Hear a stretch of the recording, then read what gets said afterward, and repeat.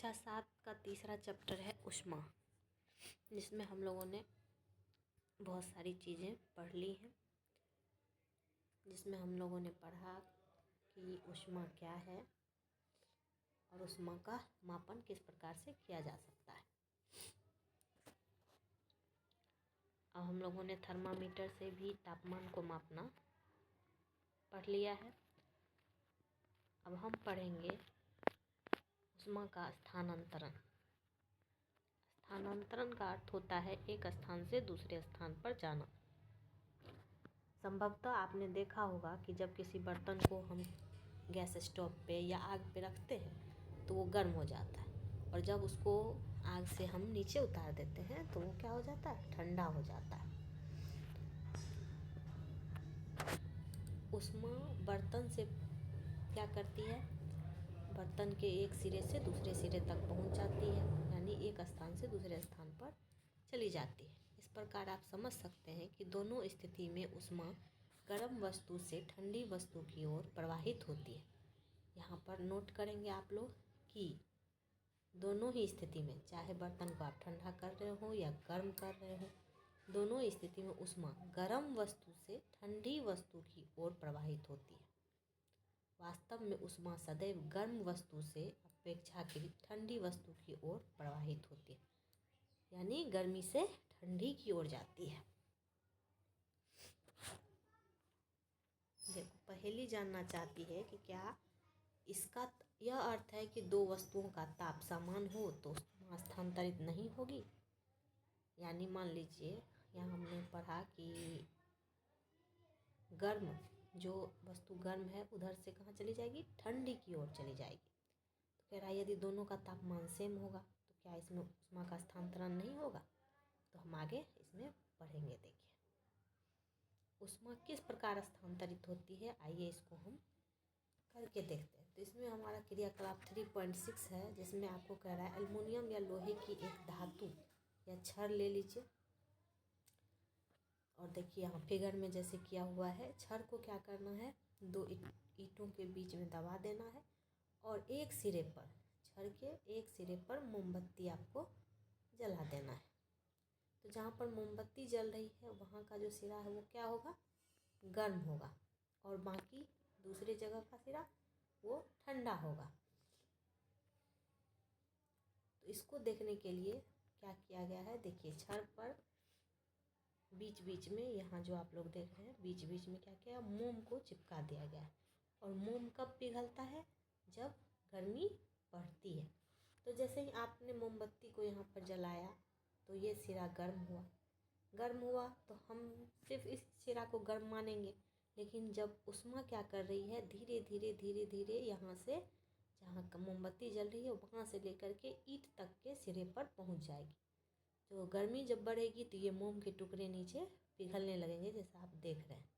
इसका अर्थ क्या है कि ऊष्मा जो है एक सिरे से, यानी जहाँ मोमबत्ती जल रही है वहाँ से दूसरे सिरे तक क्या कर रही है, स्थानांतरण कर रही है, यानी एक सिरे से दूसरे सिरे तक जा रही है। तो ये क्रियाकलाप हम लोग करके देख सकते हैं।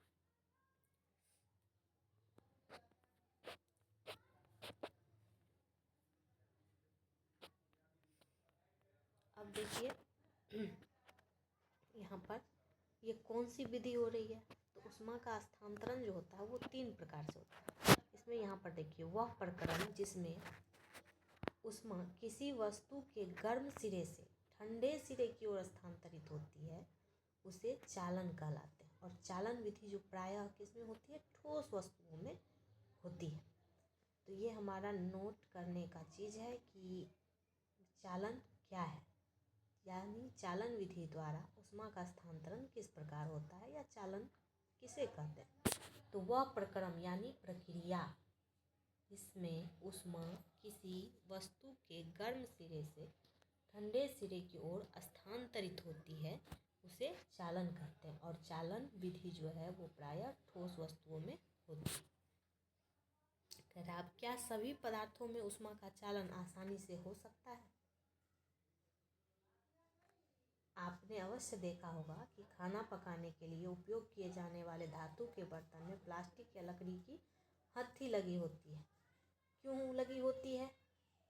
ताकि वो प्लास्टिक या फिर लकड़ी का जो पकड़ने वाला लगा हुआ रहता है बर्तन में, वो क्या होता है, गर्म नहीं होता है। और बाकी जो ये स्टील का बर्तन बना हुआ है, एल्युमिनियम का बर्तन बना हुआ है, तो वो सारा पूरा गर्म हो जाता है। क्या आप किसी तप्त बर्तन को हाथी से पकड़े बिना जलाए उसे उठा सकते हैं? अब मान लीजिए तवा है और उसमें हाथ से पकड़ने वाला कुछ लगा हुआ नहीं है। आप जैसे ही उसको गर्म गैस पर रखेंगे, गर्म होगा और आप उसको हाथ से छू दिए तो फिर आपका हाथ जल जाएगा। इसीलिए उसमें लकड़ी का हत्था लगा हुआ रहता है। देखिए क्रियाकलाप 3.7 में क्या दिया, किसी छोटे से बर्तन में आपको पानी गर्म कर लेना है। कुछ वस्तु जैसे स्टील की चम्मच, प्लास्टिक की स्केल, पेंसिल तथा डिवाइडर एकत्र कर लीजिए और वस्तुओं को एक सिरे को क्या कि पानी में डुबा दीजिए और कुछ देर के बाद छू के देखिए उसके दूसरे सिरे को कि क्या होता है। स्टील की चम्मच है तो क्या होता है वो देखिए। स्टील की चम्मच किस धातु की बनी हुई होती है? स्टील की, ठीक है। लेकिन उसका दूसरा सिरा गर्म होगा कि नहीं? तो हाँ होगा। दूसरा मान लीजिए आपने पेंसिल लिया है तो पेंसिल किस चीज़ का? लकड़ी का बना हुआ है, लेकिन जब आप उसको छुएंगे तो उसका सिरा गर्म नहीं होगा। अब ऐसा क्यों? ऐसा क्यों होता है कि कुछ वस्तुओं में क्या होता है, ऊष्मा का स्थानांतरण हो रहा है और कुछ वस्तुओं में ऊष्मा का स्थानांतरण नहीं हो रहा है। तो अब देखिए ऐसा वस्तु जिससे हीट जो है, ऊष्मा जो है वो एक सिरे से दूसरे सिरे तक चली जाती है, उसको कहते हैं चालक। जो पदार्थ अपने से होकर ऊष्मा को आसानी से जाने देते हैं उसे हम क्या कहते हैं? चालक कहते हैं। जैसे उदाहरण के लिए एल्युमिनियम, लोहा, कॉपर। जो पदार्थ अपने से ऊष्मा को आसानी से नहीं जाने देते हैं, यानी जिनसे होकर के क्या होती है, हीट स्थानांतरित नहीं होती, उसे कुचालक कहते हैं। जैसे हो गया इसमें लकड़ी, प्लास्टिक इत्यादि। तो यहाँ हम ये भी नोट करेंगे कि चालक किसे कहते हैं और कुचालक किसे कहते हैं।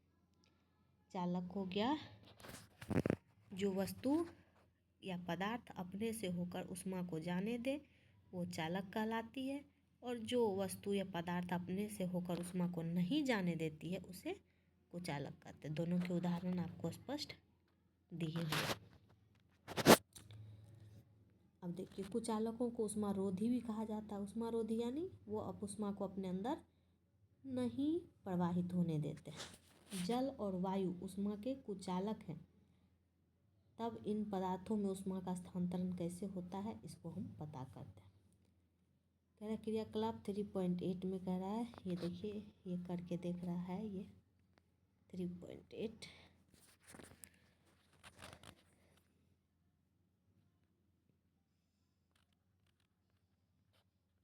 देखिए गोल पेंदे का आपको फ्लास्क लेना है, यही है गोल पेंदे वाला फ्लास्क। देखिए इसमें आपको पानी भर लेना है और इसको क्या करना है, गर्म करना है। नीचे मोमबत्ती डाल के इसको गर्म करना है। मोमबत्ती रखकर इसे गर्म करना। फ्लास्क में धीरे जल के स्थिर होने की प्रतीक्षा कीजिए। अब एक स्ट्रॉ की सहायता से फ्लास्क के पेंदे पर पोटासियम परमैंगनेट का एक क्रिस्टल धीरे से रखिए। क्रिस्टल के ठीक नीचे मोमबत्ती जलाकर उसको गर्म कीजिए और देखिए कि क्या हो रहा है। जब जल को गर्म करते हैं तो ज्वाला के पास का जल जल्दी गर्म हो जाता है और ऊपर उठता है। इस गर्म जल के आसपास का ठंडा जल उसका स्थान ले लेता है। यानी देखिए जब आप पानी गर्म करते हैं तो नीचे जो तली वाला पानी होता है वो पहले गर्म होता है और ऊपर वाला पानी जो होता है वो बाद में गर्म होता है। ऐसा क्यों? क्योंकि जो गर्म पदार्थ होते हैं, जो गर्म पानी के मॉलिक्यूल्स होते हैं, वो ऊपर की तरफ भाग जाते हैं और नीचे में क्या बच जाता है,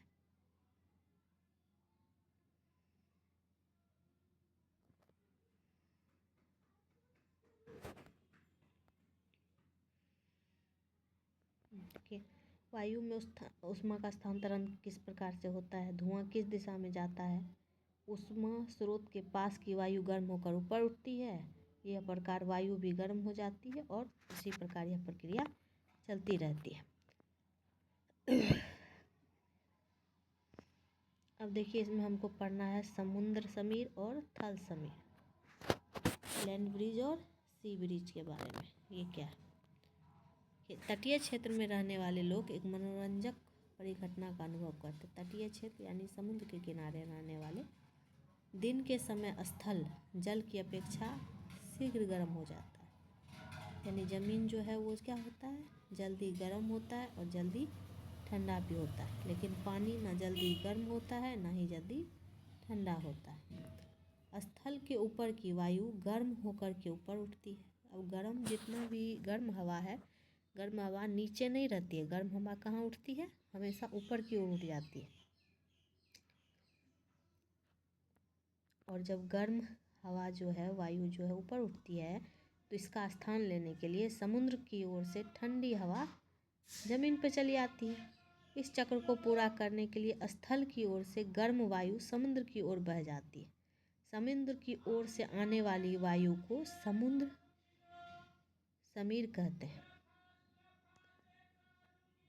समुद्र समीर की ठंडी वायु का लाभ उठाने के लिए तटीय क्षेत्र के भवनों में खिड़कियां समुद्र की ओर बनाई जाती है। रात्रि में यह प्रक्रम उल्टा हो जाता है। समुद्र का जल स्थल की अपेक्षा धीमी गति से ठंडा होता है, इसलिए स्थल की ओर से ठंडी वायु समुद्र की ओर बहने लगती है। देखिए पिक्चर को देखिए और समझिए कि इसमें क्या हो रहा है।